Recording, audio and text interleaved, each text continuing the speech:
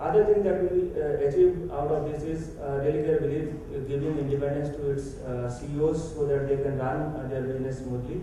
But at the same time, they don't have any reason to come back and say that, oh, I didn't achieve my targeted results because of this. You didn't have the right structure, you didn't have the right capital structure, whatever. So we gave them everything that they wanted, and they are now responsible for the results. So to make people more accountable is one reason of doing this restructuring. Listing without public offer is what we achieved. Provision for future liquidity without going through the QIP and right issue process is another thing that we achieved. And the fourth and the most important thing that we achieved out of this is improvement in the net worth and market capitalization of both the companies.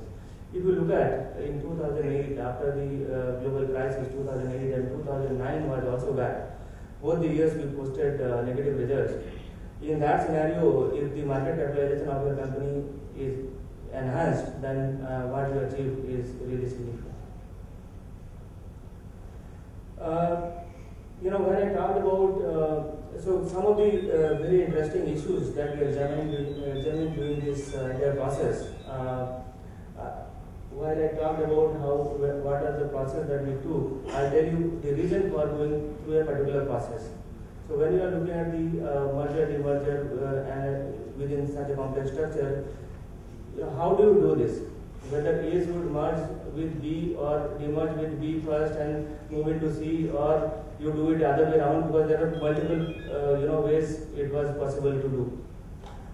The key consideration there was, you see, Religare Technova Limited, the holding company, was holding both the IT product and IT services company, and the IT product company, RTGSL, was also a listed company. So you have shareholders who have invested purely in a software product company, and you have shareholders who have invested in a software product and IT services company also.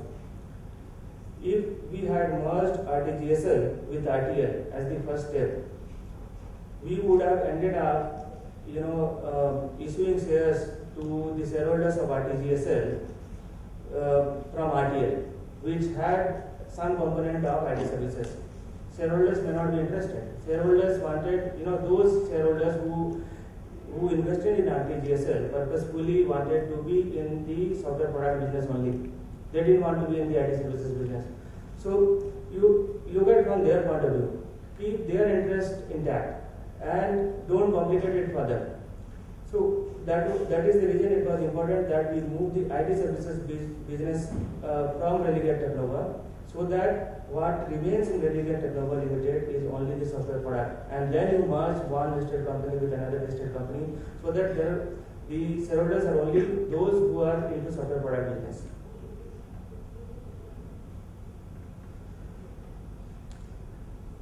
The other important decision that was considered is the effective date of the entire exercise. The effective date as per the scheme is 1st April 2009, whereas the company Religare Technologies was created in May 2009. So you see, we are creating a company in May 2009, and moving some of the existing business in a company which was effective 1st April, in a company which was not there on 1st of April. How do you do this? So we had a lot of deliberation on this, and then we found that it is very much possible. You can do it, you can include this provision in the scheme and say that although Religare Technologies was not in existence, but the transferor companies will hold the business and the assets of those companies, RTBI and RTITSL in particular, on behalf of and in trust for Religare Technologies, which is getting created subsequently. So this was a very interesting matter that was considered. Valuation approach. So we had 2 listed companies, 3 unlisted companies, and various methods of valuing these companies. So listed company you can look at and refer to the market capitalization and do their valuation. But non-listed companies, we went through the book value approach. We took, and to be on a separate side, we took multiple valuation from third-party valuers, And so there were three types of valuation that we did. There was a market valuation, there was a third party valuation, there was a book value. And based on that, on a combined basis, the valuation strategy was decided for each of the companies. And the fourth interesting point is the treasury share window for capital infusion. So just again going back to the structure, Relegate Technova Limited was holding shares in Relegate Technova Global Solutions Limited. So when we merged Relegate Technova Global Solutions Limited with Relegate Technova Limited, we could have cancelled this cross-holding. But we found that if we cancel it, then in future, if we have to raise capital, then we have to necessarily go for a QIP or a right issue, which was again time-consuming and expensive as well. And then we realized that it was possible to not cancel those shares, hold them in a trust, and that since the resultant company is a listed company, it will give you a window that you have some shares. The company is holding its own shares, and it is in a trust. So you have a window that you can sell those shares directly in the open market and get cash as and when you need. So you don't have to necessarily wait if you are doing an acquisition. So suppose I'm planning to do an acquisition in our company now. We can sell those shares and raise fund and do the acquisition.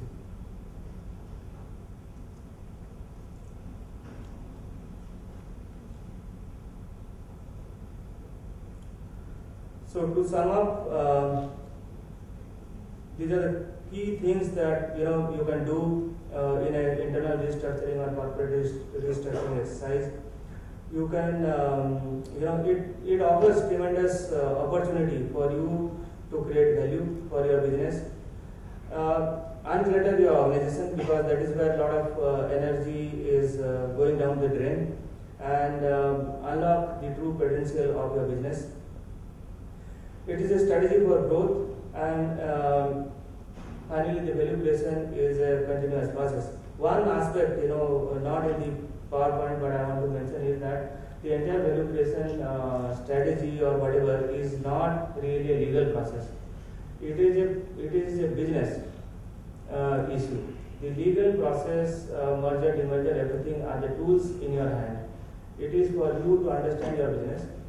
It is for you to have a long-term vision for your business and understand what would make sense for you to structure the business for the next growth, for the next 5 years or next 10 years. So very important for you to have a long-term projection, deliberate it not just with the management team but also involve some of your key employees in the middle and lower level, because that is where we realized that we got some of the very important message or inputs, because we may think at times tend to think differently, and we don't really understand or realize what complication it may create. So if we move a particular division from one company to another, it may have a totally different repercussion which we have not realized. So it is better to involve some key employees from your middle management and lower management, and very important for you to have a long-term vision in place before you go ahead with some kind of exercise, because this is not something that you can do every day. So if you have taken a wrong step, it is very difficult to undo that. Thank you.